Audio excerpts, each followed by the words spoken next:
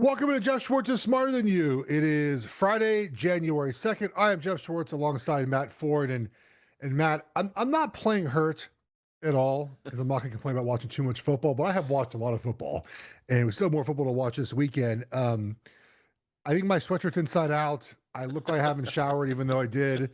And my Ducks advanced in the college football playoff to the semifinal round.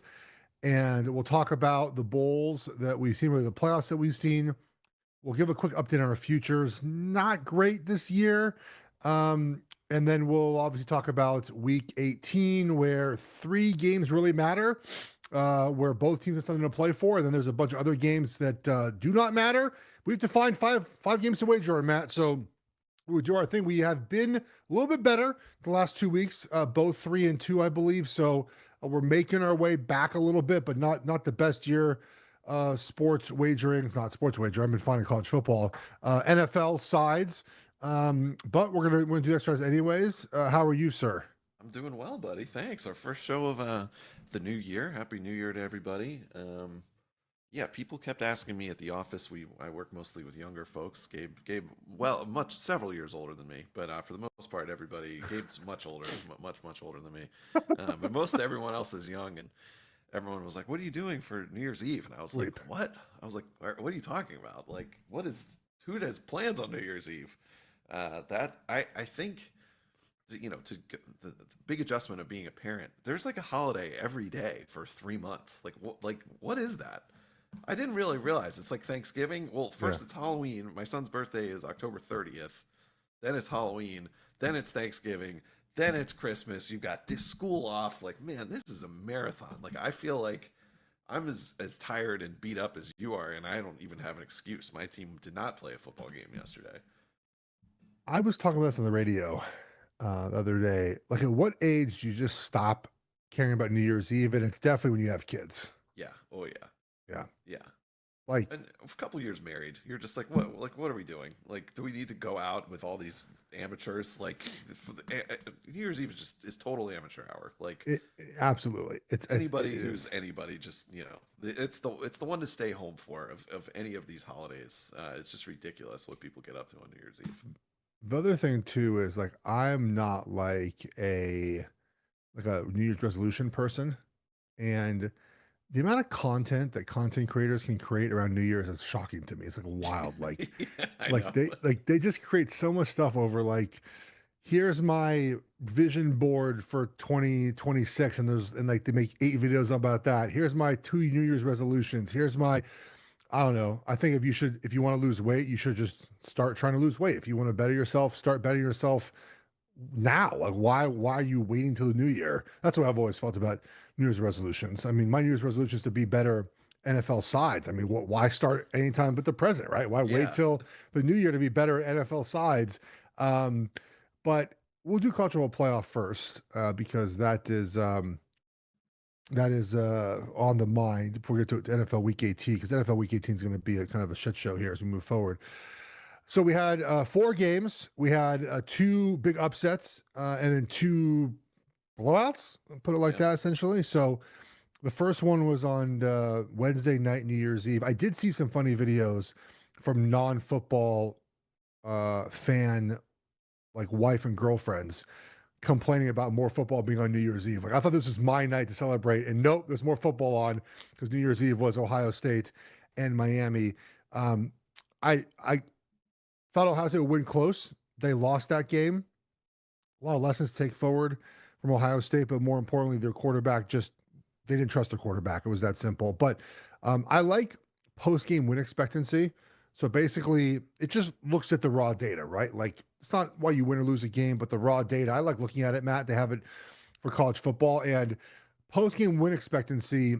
Miami only had a 30% chance to win over Ohio State, which is kind of wild. And Ohio State wasn't really close in this game. The interception was bad and whatnot. But Ohio State out of the playoffs on Friday night. Did you watch these games? I did it in pieces. I didn't sit down and Yeah. watch every play. So Ohio State's out, which again, I my other podcast, Bear Bets, we all talked about how Miami we thought could win the game. Dude, people just the mentions on our show stuff on Twitter, TikTok, just you guys suck. You're dumb. You've never watched football before. And then I also said Indiana was going to beat Alabama on cover, and they won 38-3. Indiana, Matt, there is nothing like this in sports history. I can't even explain it. Yeah, Can't keep going. can't explain it. So in college football, we've pretty much had a way to determine a champion. It's called the blue chip ratio. So when recruiting rankings started becoming very popular in the early 2000s, maybe a little bit later than that, you rank the prospects 5-star. There's 32 5-stars, right? It's supposed to mimic the NFL draft. So 32 5-stars are like the 32 best players. Then there's 4-star and 3-star. And every champion for the last like 15 years has been above a 50% blue chip ratio, where the roster's 50% players that are above, that are 4 and 5-star. Those are considered blue chip players. 3-stars are not. And now with the portal, it's a little bit more difficult because now you're re-ranking the players based off of a portal grade, but still pretty much, again, for 15 years now, blue chip ratio has helped. Because look, in the end, you can scheme as much as you want, coach as much as you want, but the better players tend to win the games, right, Matt? And there's it's not like the NFL when everyone's in the NFL. There's a big talent disparity. And we saw it in one game yesterday. We'll talk about that game in a second. Indiana has the lowest blue chip ratio of the 4 teams still playing. And they're the team that rightfully is the favorite right now. And it's a combination of kind of a couple things all together, right? One is they have great coaching. Signetti is an incredible coach, and their coordinators are really, really good. And they play a physical, violent style of football, and they don't make mental mistakes. They don't beat themselves. They play just a clean brand of football. They have a quarterback who's going 1 overall, who's like a Kirk Cousins on steroids. When he talks, you listen to him, you're like, what is this guy doing? But nonetheless, man, great quarterback play. They also have a much older team. And we're finding out that like in 2023, Michigan was older. 2024, Ohio State was older. This is an older team. They played a lot of football together.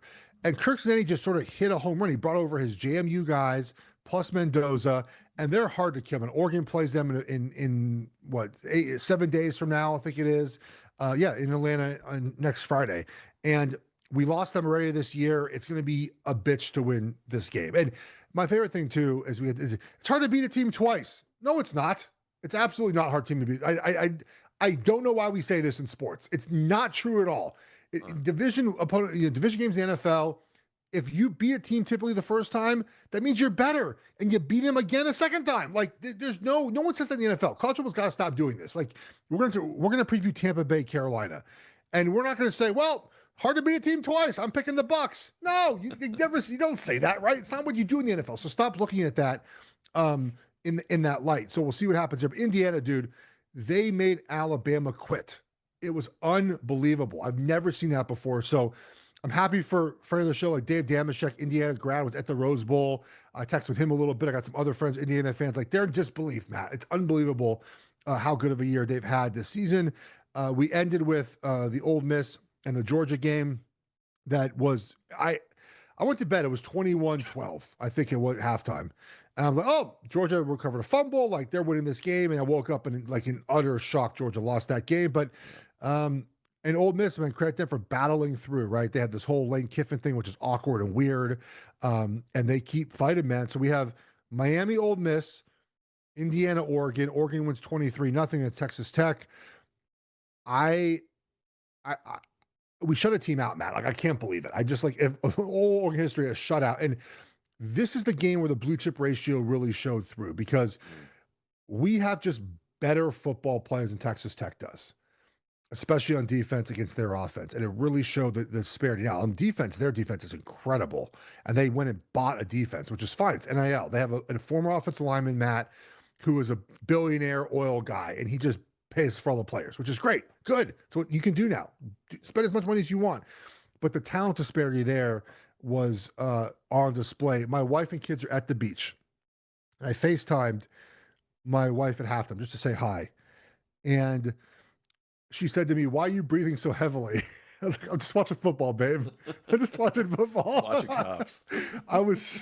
I just was emotionally spent. I was so emotionally spent from that game. I probably shouldn't care that much, Matt. I don't know, man. I want to win a championship. We're a year ahead of schedule. That's a good thing. We're a year ahead of schedule. 2026 was always going to be the year that we sort of struck it, and we're a year ahead of schedule. I want to be a semifinal team. We're a semifinal team. So the question is, do I go to Atlanta on Friday for this game? My general thought is no. Yes? Why What do you think, wouldn't Matt? you? What? Why wouldn't you? I don't want to Other go. I don't than want to go inconvenience, the if we cost. lose. If we lose, I don't care about the cost. Um, what if we? I don't want to drive there and we lose. Dude, this is part of being a fan, unfortunately. Or I Sometimes you lose. well, the last time I went there, we lost 49-3 to Georgia. Mm, yeah, It's interesting. a, it's I mean, it's easy drive. Like I can leave here at noon, be there at 4, get my hotel room, and walk over to the stadium for 7:30 kick. Like it's a super easy, and then wake up in the morning and just drive back home on Saturday morning. Like it's not a hard thing to do. Um, but I don't know. Oh man, we'll well, see. it's going to be an interesting one. Indiana 4, according to our friends at DraftKings. I mean, it kind of feels like the two best teams are playing each other in that game to me. I mean, it doesn't feel this Ole Miss run is another one of the like things I don't feel like we'll ever see again. And Miami's a tough team for sure, but I kind of feel like the best two teams are playing each other. Do you?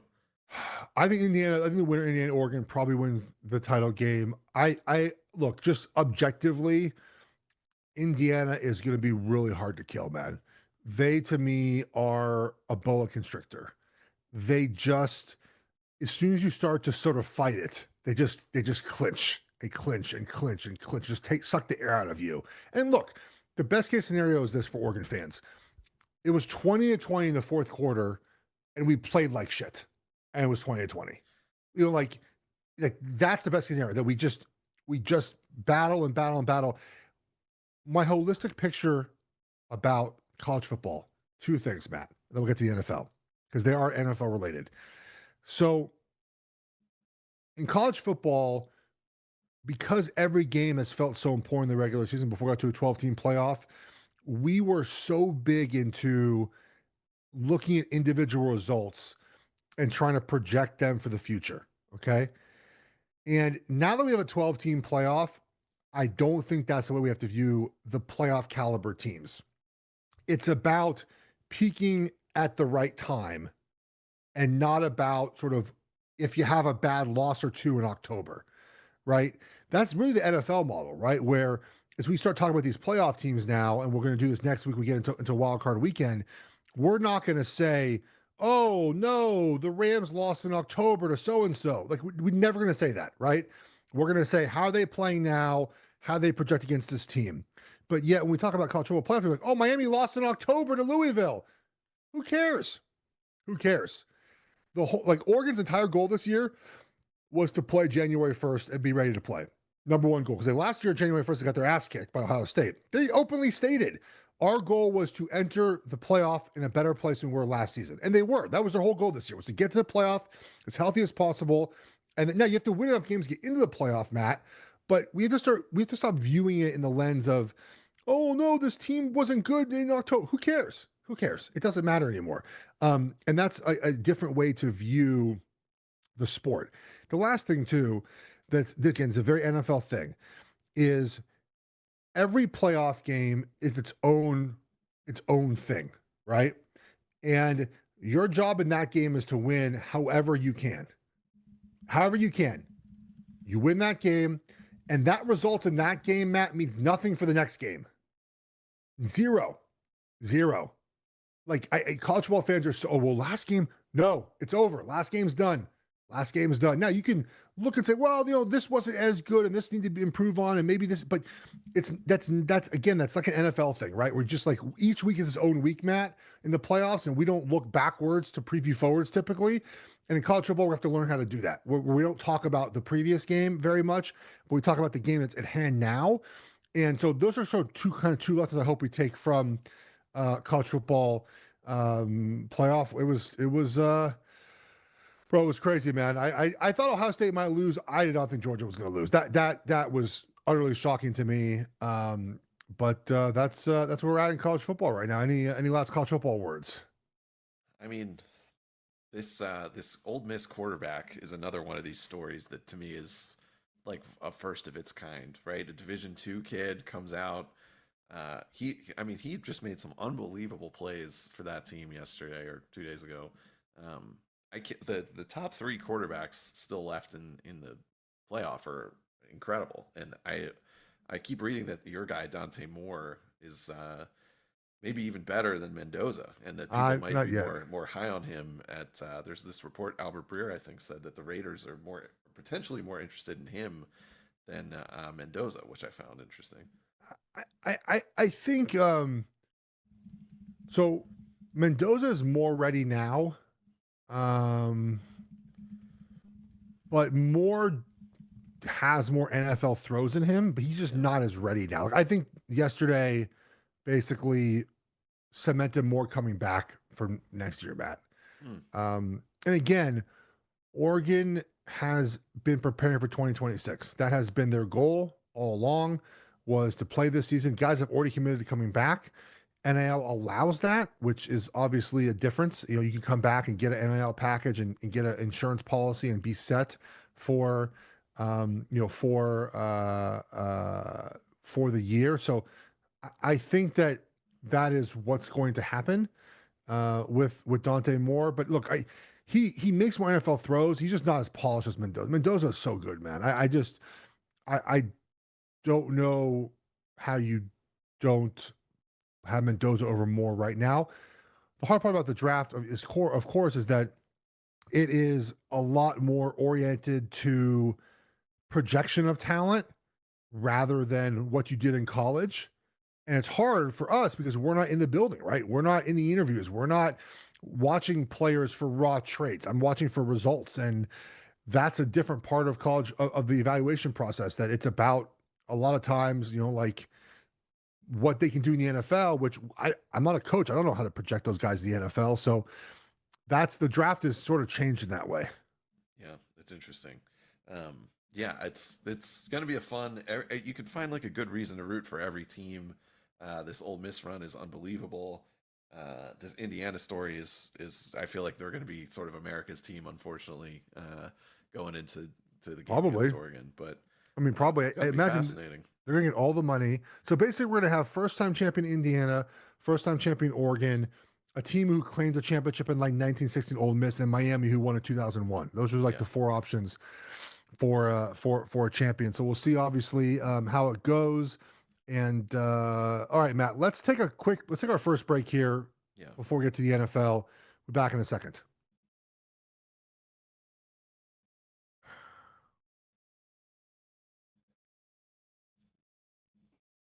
All right, Matt, we're back here. NFL games, two on Saturday that matter, and then really one and a half that matter on Sunday, depending on what happens on Saturday. So we'll Yeah. talk about those scenarios here as we go along. We'll try to find 5 games here. I mean, there are announcements as we go, as we're recording right now about quarterbacks, and it looks like Josh Johnson's in for Mariota this week, and there's other guys that are out. So let's just get into this one by one. We'll start with Saturday afternoon here. Yeah, man. The first game is for the NFC South, potentially, and that is Panthers at Bucks. The Bucks laying 3 points at home. Yeah. Still nobody believing in the Panthers, despite them clearly being the better team. I think. Yeah, Um, I'm okay putting Carolina in I right think, now. yeah, I think especially with the three instead of the 2.5, I think it's kind of a Yeah. must. Okay, so the Bucks, the home team, have lost 7 of their last 8 games. Okay, lost the Patriots, Bills, and Rams. Okay, beat the Cardinals. Last 4 losses. Ugly loss to the Saints, Falcons, Panthers, and Dolphins. It's not been a good football team for a month, Matt. It just hasn't been a good football team. And whatever you think of the Panthers, they have been very consistent. They have played well and then played badly for 10 straight weeks. Yeah, They beat the Jets, lost the Bills, beat the Packers, lost the Saints, beat the Falcons, lost the Niners, beat the Rams, lost the Saints, beat the Bucks, lost the Seahawks. 10 straight weeks of this. When they're on, they beat Tampa Bay, the Rams, and the Saints. In the Packers. Like they have been on, and they didn't play well last week. So it would make sense. Probably they play better this week. And Tampa Bay, I don't think is very good right now. Their offense just can't generate points. I don't know if it's Baker Mayfield not being as good right now with that shoulder injury, or in aging skill position group at wide receiver. It's just not been very good, Matt. I like the Panthers coaching staff. I like the ability for them to get more explosive plays in this game. I get 3 points with Carolina. I'm in for that. Yeah, I'm with you. I think one of the things that is so interesting about this Bucks team and Baker specifically, this is the spot where he's kind of his at his worst as a home favorite against a divisional opponent. He's 2-12 since against the spread since 2020, 5-14 against the spread at home overall. This is just like, I mean, the Bucks can still win this game and we can still catch the three. The thing about Carolina, weirdly, is they do seem to have more ways to win, which sounds insane, but their rushing attack, like if they can get that going, then it makes everything easier. McMillan last week with his like weird illness was a non-factor, and I think people kind of think that he was a bit of an illusion. I don't think so. Also, like, Bryce Young kind of playing for his contract here, right? Like this would be an extension play for him. And I don't know, these two teams feel about even. There is still somehow a way that Atlanta could get into the playoffs, which is absolutely mind blowing. Something crazy. No. Atlanta's out. No, I think they could still get in there. They're eliminated. Oh, they are eliminated. So here's a quirk about this game, is that if Carolina loses, Carolina's 8-9, Tampa's 8-9. The Falcons win this weekend, they're 8-9, and the Panthers own the tiebreaker, so the Panthers go to the playoffs at 8-9 if all three teams tied 8-9. Got it. That's the quirk of this season, which is crazy. You mentioned McMillan. I want to talk about something very quickly here. So, in the awards market, there's 3 awards that seemingly feel like they're coming down to this weekend. MVP award, which Drake makes a favorite for some ungodly reason. Offensive Rookie of the Year between McMillan, Shuck, essentially those two guys, okay? Yep. And Coach of the Year, Vrabel and Kyle Shanahan. Now, I will allow Coach of the Year to leave this discussion, okay? But MVP, Offensive Rookie of the Year, it's a season award, Matt. It's not what you did in the final weekend of the year. Why have awards gone this direction? It's a season-long award. It's not what you did best in December. That's not the award. Now, I get Coach of the Year. If Shanahan wins the 1 seed, I will concede that, okay, Week 18 does matter, right? But are we basically choosing Rookie of the Year based off who plays better in Week 18? A quarterback or a wide receiver? Like, that's what we're choosing? That to me feels like the absolute wrong way to choose it. Are we choosing MVP based off how Matt Stafford played? 2 games ago, Stafford threw for 450 yards in Seattle. Right. He has one bad half against the Falcons, and Drake May with the easiest schedule in the NFL is now the MVP of the National Football League. I for life of me, do not understand why these awards come down to the final weekend. It's an NFL season award. It's not who played the best in the final 2 weeks of the year. Yeah, our friend Nick Wright said it's now the December Player of the Month award. I agree. I think this idea that May is going to win it just because Stafford, had a bad nationally televised game is a little bit insane. But I also think that it's kind of goes the same way with Shanahan and Vrabel. To be honest, I mean, we can use that to segue to the next game. Whoops, I closed the lines on Saturday. And that is Kyle Shanahan's 49ers plus 1.5 at home against the Seahawks. Mike McDonald, I think, is a contender too. But what Shanahan has done this year with this team, like, it's unbelievable. Like, they're potentially about to get the number 1 seed without Bosa, without Warner, without Purdy for much of the season, without Kittle for much of the season, without Trent Williams last week. Like, just and a ton of guys who left the defense and offense, like no Ayuk, no Deebo Samuel from last year, like a bunch of 2 guys who went to Denver on defense. Like it's just amazing how much he's been able to squeeze out of this team, and that I do actually think I like them catching the 1.5 this week against Seattle. So this one is tough because I like the Niners a lot, but mostly because I just don't want to back Sam Darnold in this game. Well, that's a real reason, dude. And I don't know if that is the best way to handicap this game, but that's certainly the way that I feel this game could possibly go. And that we just fade Sam Darnold. Like it's that simple. And I I don't know if that's the best way to do it, but in any big game the last 2 years, he has not played well. Yeah. The problem is the Niners defense is so bad right now because they can't get a stop with any pass rushers. And that also concerns me, Matt. If they're that bad, um, how can we back them? Well, I mean, it's just a question of whether, their offense will be able to have success against Seattle's D. Um, and I think that they will. I think that they're I think that this is a pretty tough spot for Seattle. They have to go they go on the road where obviously they've been good this year, but this series the 49ers are 7-1 in their last 8 straight up against Seattle. Even though the last loss was a home game, which is kind of interesting. I just think that this is a tough spot to go walk into, and then they're going to have to put up like 30 points against San Francisco, which obviously they can. Seattle, um, but I don't know, man. San Francisco's hot. I don't think they're that much like. I mean, yes, the defense. There's a huge inequity on that side. Like Seattle's is way better, but I think these two teams are pretty even, and I don't know. I believe in the 49ers. Like no one can stop them. I'd be okay sitting there Sunday night rooting for the Niners to Yeah. cover and taking the better coach right now, the better quarterback, the team that's been here before, and not the quarterback that seems to stink in all these situations. Yeah, I agree. And we like Darnold when he's like a monster favorite. He's been great in those spots, but when it's like a game he has to pull out, I agree. Like I'm fine if there's not that many games that matter this week. Putting this one in there where a good team is catching points at home, like I have no issue putting this one in. So let's move ahead to. Do you want to do all the Sunday games? You want to do the most important one first and come back? What do you want to do?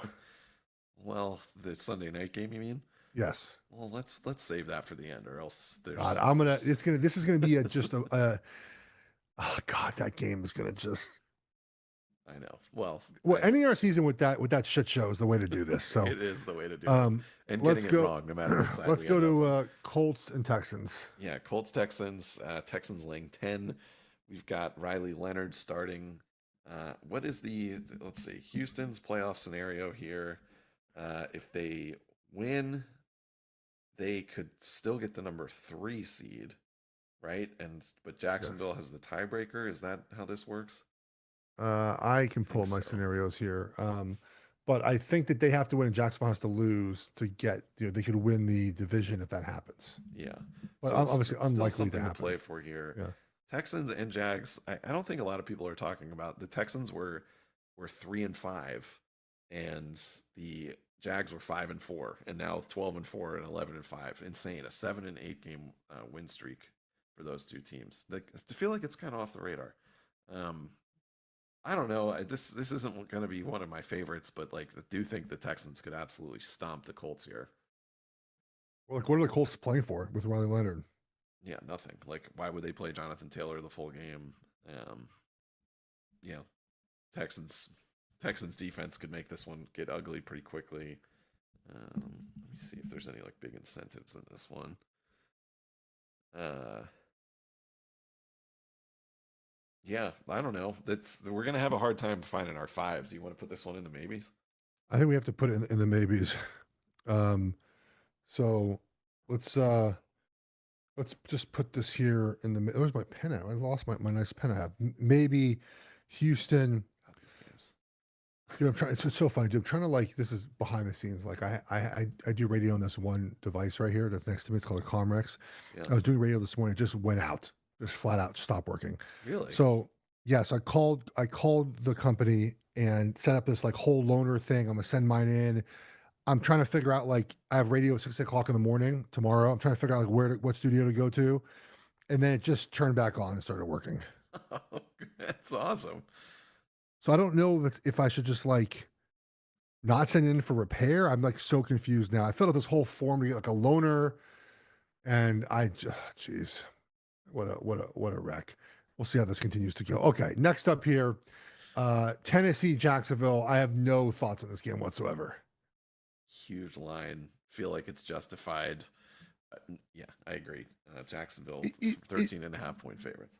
it would be Jacksonville-esque to lose this game, by the way. Yes.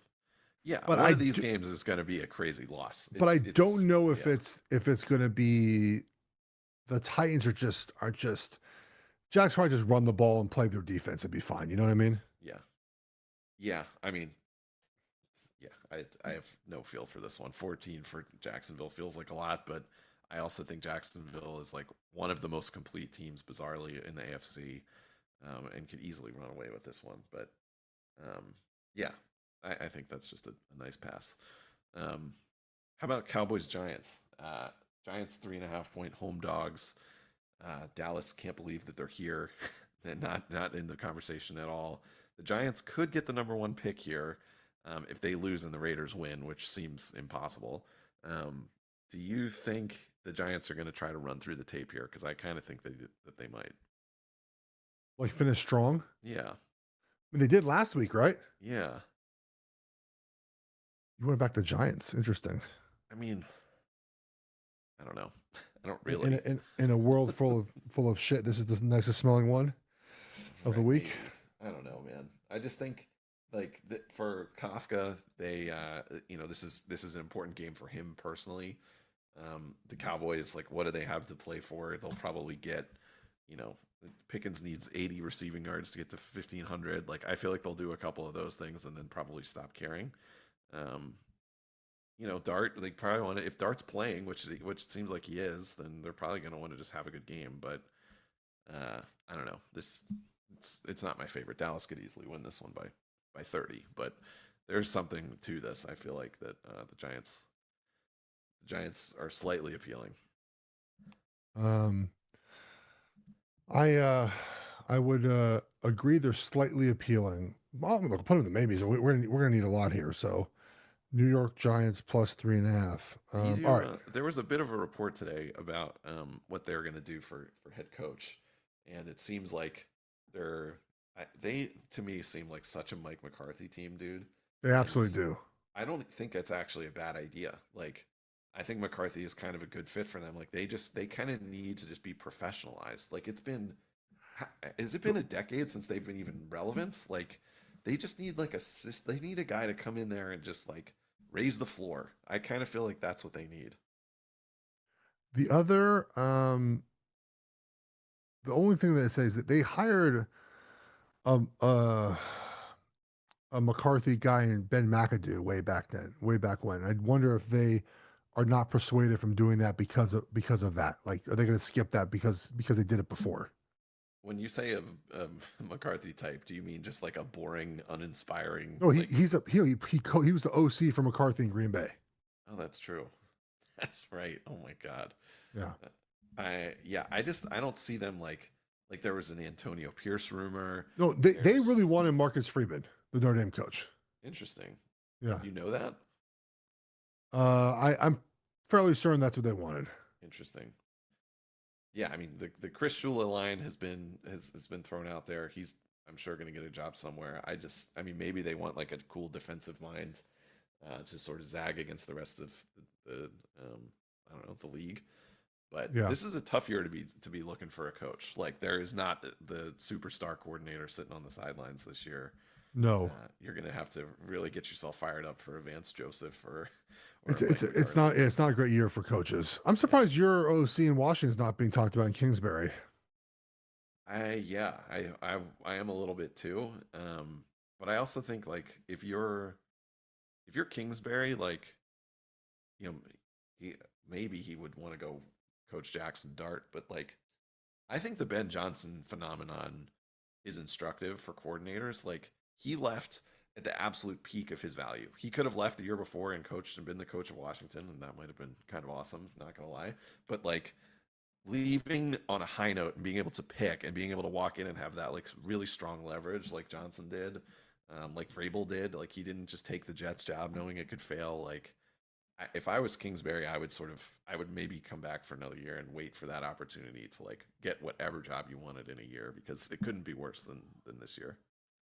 Every year it seems like there's just bad jobs. It's hard to find. That's why the jobs are open, right? It's like Yeah. they're just that's why when people talk about the draft, well, don't come out because X team might draft you. Well, every year the shitty team is Right. drafting you. That's why that they're drafting where they are. Yep. All right, let's move on to the next game. What do you got here? I've got Cleveland, Cincinnati, nothing to play for on either side. The Browns had an enormous win last week. Bengals laying 7.5. I I like the just, Bengals. you do? Interesting. Let's hear it. Well, I mean, I just think that they are continuing. They're the most dangerous team in the NFL when they're playing for nothing. Yep. I mean, they have been hot the last few weeks. Like they've been incredible on offense. Last week felt like the Browns Super Bowl, which by the way was our best call of the season. It was our favorite bet. It was our best call of the season. So I think the Bengals just steamroll them this weekend. Myles Garrett Yeah. gets a sack or two, and the Bengals just steamroll them. If he gets a sack like on the first drive, do they even play him? Like I think Well, he needs 1.5 to break the record, right? yeah, is that right? I think he needs one to That was tie. yeah, one to tie. Yeah. So if he gets his sack record, like why even play him after that? I guess Correct. expand on it. But uh yeah, we're getting 81% of the bets on DraftKings are on they're on the money line, 53% on the spread. Yeah, I mean the Browns are a way different team on the road. The Bengals do want to run through the tape and keep getting these wins to just get the good feelings up for next year. I'm did not consider this until you said it, but I'm down for this one. Yeah, I'm in. They feel like a team that honestly, like, if they could just if they could just have one really good offseason defensively, like nail their draft pick, which is not going to be a bad pick. Like, man, I do feel like they could come back and have an awesome year next year. They just I like they just don't just know have if to get their Burrow coach out there. is very good. That is a question. Yeah. Apparently, from what I've been reading about these coaching vacancies, like if Zach Taylor got fired, I do feel like he'd find another job. Like he's been to a Super Bowl. I don't know if it would work, but it does feel like he would have some interest, which I found kind of surprising. Um, all right, so that's another maybe. I feel like we do have a bunch of maybes here. How about Atlanta and New Orleans? And talk about America's team, New Orleans. What a streak they're on. Tyler Shuck is now the Rookie of the Year favorite. Do you think he could sew up his case here if with a win against the Falcons, who were laying 3.5? Um, this number feels interesting, right? Like It does. Saints have played really good football the last month. The Falcons, I think, kind of still aren't very good. They just won a big game. Saints have won 4 in a row, but they played the Bucks, Panthers, Jets, and I like the Saints plus 3.5. Right? I mean, Yeah, I think I do too. right? The Falcons sneaky on a 3-game win streak. 4. Oh no, I'm sorry. Saints are on 4. Yes, sorry, Yeah. you're right. Um, Again, like all their these, games have been weird and close. I saw something where like in the last like 8 years that the Falcons are like 70% in games where they're out of playoff contention, 12 and and 4. Yep. like 44% when they're in when they're still in the playoff contention. Yeah. Yep. It would be very Falconsy to win this game to be 8-9 and them have to bring back Rick Morris again. Um, yeah, I don't mind the Saints here. I mean, you're right. They are on a 4-game win streak, which is awesome. They haven't really beaten anybody in there, but who are the Falcons? Uh, I don't know. It feels like they have a bit more to play for. The only thing that's concerning is this, Olave missing. I don't really know what they have on offense at that point. But Atlanta is not a team to trust. So I don't know. I could be talked into the Saints. They would be my side here, but a little worrying that they don't have any receivers.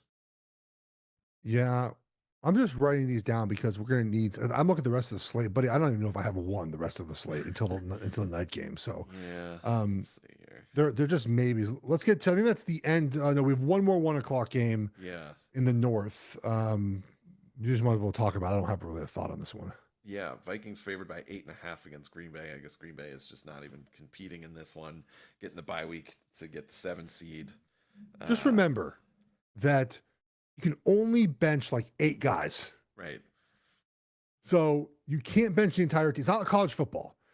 So is Max Brosmer going to beat Clayton Tune. Clayton Tune, essentially. Like I think we just stay away from this one. Just not, we're not betting on Max Brosmer or Clayton Tune. Correct. We are not. We do not need to do that. That is not how I want to spend my Sunday. All right, let's move into the late window. Yeah. Yeah, let's do it. Okay. You want to take a break here? Let's take a break, do late window. Cool. All right, Matt, we're back for the late window here. And let's start out with I don't know what order you're in, but what do you got for us? I got Bills Jets. Yeah. Josh Allen unlikely to play, or else this number would probably be double. It is Bills still by 7.5 because that is how bad the Jets are. Just pass. Yeah. What are we gonna do here? Does Buffalo have anything to play for here? Like, if they win, do they benefit at all? Well, yeah, I mean, if they win and the Patriots lose, I think they still win the division. Let's see. If Buffalo wins, then yeah, they could be up to the no, they could be up to the 5. Yeah, You're right. Yes. yeah, I'm they sorry. You're can't right. get Yes. the division now. Yeah. But that doesn't really matter. I mean, I think it's like in some ways I don't even know if the 5 is what you want. Like if it's Pittsburgh, you don't mind it, but if it's Baltimore, like do you really want to go to Baltimore? I think you know what my feeling on this. People talk about this a lot, right? About who you want to play, and my feeling is generally that NFL teams don't care as Yeah. long as they're healthy. They'd rather be healthy because it's the NFL, anyone's beatable, rather than like in college football. There's a big benefit to like playing JMU in the first round instead of Texas A&M. But in the NFL, like you're not scared of anybody, and if you're healthy and refreshed, and I've said this before, it's not even about the physical health. It's about the mental health. Like just skipping a week of playing, just mentally is so refreshing for you that it's more important for that, I think, to be the case than to make sure you play a certain team in the first round. Because guess what? If the Bills win as a 7 seed, they probably have the same second round matchup no matter what, right? If they win the 6th, like they're going to have to go to Denver. Like everyone knows that right now. So, I to me, it's yeah. I just I don't think it matters very much. I don't think teams think that way. I think fans think that way. Teams do not. Yeah, and if you're going on the road anyway, like what's the point? It doesn't really matter where it shakes out, I think, if you're Buffalo. Correct. And yeah, I mean, it's like they're not they shouldn't be scared of anyone. I think every other team is probably a little bit worried about facing Josh Allen in the playoffs. But yeah, I think the only thing worth noting here is that the Jets are just like so unbelievably terrible that even without the possible best player in football, they're still more than a touchdown dogs in a game that's mostly meaningless. You think Aaron Glenn makes it? Yes, but he shouldn't. I think Woody Johnson will keep him. I don't think he should. Yeah, I mean, that team just was despondent this year. All right. How about the next game, same time, Dolphins Patriots. Patriots laying 10.5 points. Hard pass. Did they take out more people? I feel like this line was way lower a few days ago. What are there a bunch of people getting pulled out for the Dolphins here? I don't know, but maybe they just don't believe in the Dolphins. I don't know. I kind of did like the Dolphins a little bit here, just Really? because I like there is going to be one game where something weird is going to happen. The Patriots, I guess are still in play for the 1 seed in theory, but I don't know, man. I just don't believe in that team. I keep waiting for the bottom to fall out a little bit. The Dolphins have been kind of good, but yeah, this is probably a pass. It just feels like a huge number. My Patriots can they just run the ball 50 times to win this game 21-7? I don't know. I mean, these games I feel like I feel like a lot of these games just I might like just round robin parlay the unders. Yeah. Yeah. Yeah, Dolphins have had a weird year. Yeah, it's probably a pass, but it's that number is on my radar. Speaking of passes, we can save time on Eagles Commanders. I think no Jalen Hurts. We can. Yeah, I don't think. I hope Washington loses this game. Please lose this game. 4.5 points for the Eagles at home. AFC West potentially again for the 1 seed. The Broncos playing the Chargers without Justin Herbert. I think to your point, Harbaugh's doing the thing you just said. Like a buy for a team as beat up as the Chargers are is so much more valuable than trying to figure out whether they're playing Jacksonville or Houston or whatever. Um, I think it's a smart play for them. But do you trust Denver with the 12.5? I do. I mean, the Chargers are playing nobody. Like here's the thing though. When you signal that you have given up on a game like this, the rest of the team sort of feels that, right? And so, I mean, how it's the NFL. You're still playing professionals, but you're not going to play any of the players you need to win this game at Denver, right? Yeah. And Denver still is playing for the 1 seed. Yeah. And Denver's like albatrosses that they can't win a big game. Like they haven't blown anybody out all year. Like every game is this crazy ending. Like I do feel like they could try to make a little bit of a statement here, if only for themselves. Right, yeah, because Denver has to clinch the 1 seed if they win. Yes. Yeah. Yeah. Yeah. Their last like big win was against Dallas in October. That was their last double-digit win. So it would probably be nice for them to just stomp their division rivals. All the trends here, like there are all these trends about like how good Harbaugh is against the division, but like they just don't matter this week. No. Yeah, I'm willing to put that in the maybes. Okay, let's do that. Interesting. Didn't expect that one. Rams Cardinals. Let's see. So by this point, the Rams will know if this is meaningful or not. Right? They're still playing for seeding. I feel like this is so hard to keep track of. Rams.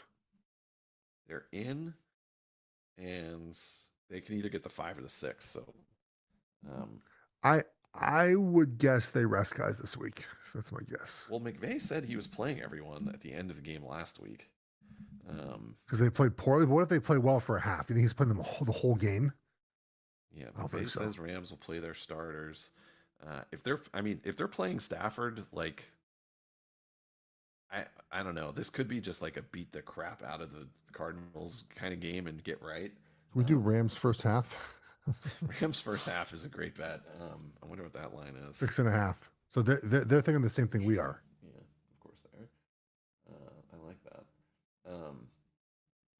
We can make that a first half. We could, whatever. Who cares? We can make that one of our sides. I do think, what if, let's just say the Patriots have like a shaky game and they don't cover. They win by like 3. May has kind of an off day, and Stafford goes for like 500 and 3 touchdowns. Like, couldn't that swing the MVP? Like, I feel like it could. We still have some money left in our thing. Do you want to put a Stafford MVP at plus 220 in? Maybe. I just don't. Is Drake May really going to win it with the easiest schedule in like the history of football? Like, I don't know, man. Oh no. Yeah, me neither. We can put a little on Stafford. Why not?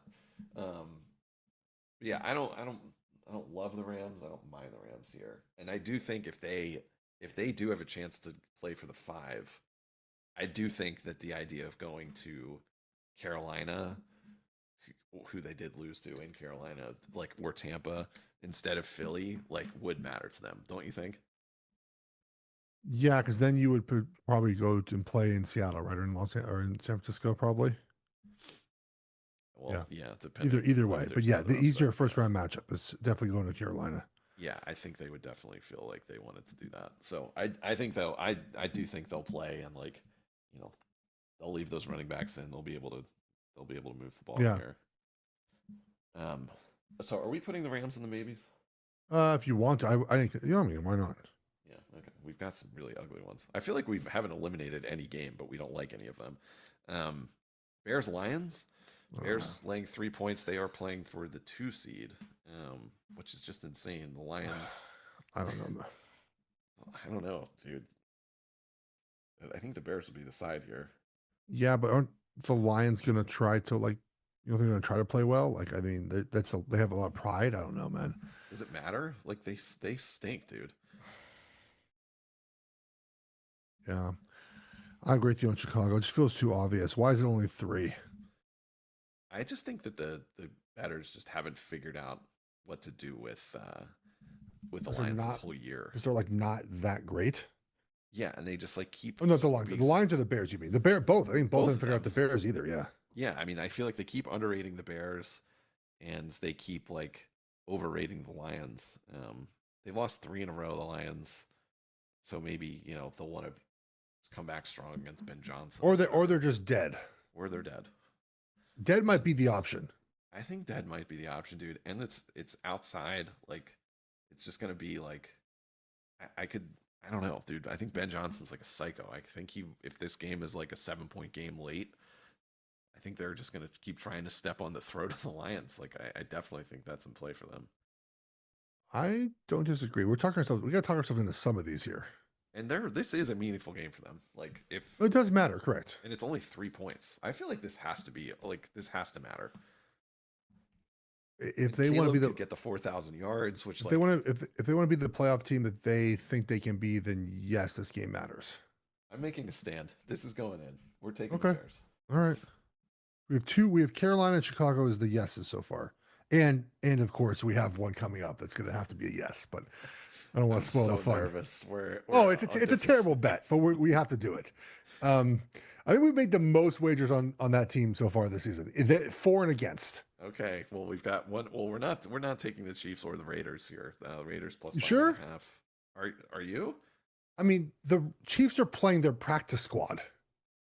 Well, and they're 5.5 point road favorites at the Raiders. Like, how crazy is that? The Chiefs have lost 5 in a row. They've covered one of the five. That was last week when they scored 13 points on 100 yards of offense. This would be such a Raiders game to win.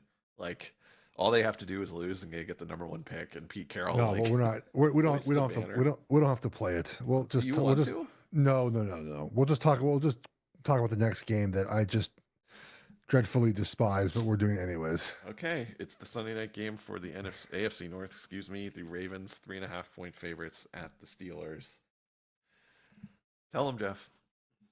Oh, my Tomlin special, baby. Yep, it's just a must. It's just a must. It's not gonna be fun. I don't know if they'll win.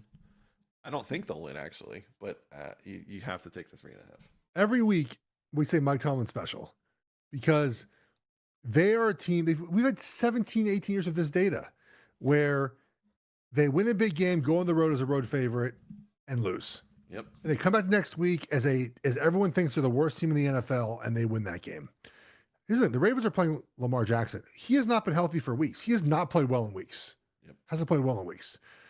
And DK Metcalf's a huge loss for them, but I think Gainwell will have a big game. I think they'll figure it out. I get good special teams, good field goal kicking in Pittsburgh. Last game of the season, there's a little bit of pride there. Give me a 3.5, baby. Mike Tomlin 14-4-2 against the spread as an underdog against the Ravens. In this series, the underdog is 71% against the spread. In the regular season, that underdog 25-7-3. When the line's 3 or more, it's even better, 24-5-3 against the spread. This is a really rare thing where there's somebody favored by more than a field goal in this matchup. Baltimore's had a hard time going to Pittsburgh. I'm trying to find the stat here, but the only thing that's like super concerning is this DK Metcalf thing, which might end up costing It's a the huge Steelers problem the for them. playoffs. Like, I just don't really know how their offense gets it done, but this is just what they do. I think Baltimore's defense does have some holes, but Pittsburgh just gets up for these games, and my question really is like, what happens if Baltimore wins? They are going to be the team nobody wants in the playoffs. Like they them and the potentially Bengals. Buffalo, yeah, them and the Bengals. But like if they have to play like Houston and route, actually, I kind of feel like Houston might beat them. I don't know. They're gonna have like an inflated number next week because everyone's gonna look to bet Lamar and Josh Allen in the first round. But if Pittsburgh wins, like I kind of wonder what happens in Baltimore. Like it does feel like that team's at a bit of a crossroads. And do you think either one of these coaches could get fired with a loss here? I thought the Ravens would choose Lamar over Harbaugh, but I think they would either keep them together or get rid of Lamar. That's my guess. Tomlin is staying no matter what. So you think they would actually get rid of Lamar over Harbaugh? If you ask me to choose, I would. That's what I would choose. I'm not sure that's the right way to do it. Yeah. Why would you do that? I mean, that article about Lamar was not good, and that was the Ravens saying we're tired of this shit. If he comes out and stinks up the joint this weekend, I could see them being like, we're just done with this. We need something else. If he has like another meltdown in a big game. Yes. Yeah, man, a lot on the line here. It's going to be a crazy game and a fun way to end the season. Okay, so I think we have three that are in. We've got Pittsburgh plus 3.5. Go ahead. We have three. Carolina plus 3, Chicago minus 3, Pitt plus 3.5. Yep. I kind of like the Bengals to just beat the shit out of the Browns. Okay. Yes. Yeah, I'm with that. The other one that we were considering was the Niners. Yeah, I mean, I just feel like that game is a bit of a coin flip, and the Niners are home dogs. So that's 5 now. Unless you want to throw in like the Rams, or Denver. I don't want to do Denver. New Orleans. No. Let me what? Yeah. Okay, so Carolina, Chicago, Pittsburgh, Cincinnati, San Francisco. Dude, I like that. I like that 5. That's a good 5. Maybe this will be our week. Yeah, till next week. Till it's our week next week. All right, buddy. My radio thing turned back on, by the way, just magically. The Comrex is back. Yeah. Well, you've done it, my friend. Just needed our show. All right. Well, have a good weekend, everyone. We'll talk to you next week. We'll recap what we saw in the National Football League and preview the playoffs. Matt and I will be back. We'll do our playoff format we've been doing for years, right? Buddy, you want to draft five favorite wagers we each have for the weekend? Yeah, head to head. Head to head. Matt won last year, but I think by a lot. You kicked my ass last year. Super Bowl, you got me. I think I won one wager. You won like 4 or 5. I got my Jordan Davis prop that was just absolutely insane. Over half a sack. Yeah, that was a good one there. So we'll be back next week, everyone. Take care. Have a good weekend. See you, pal.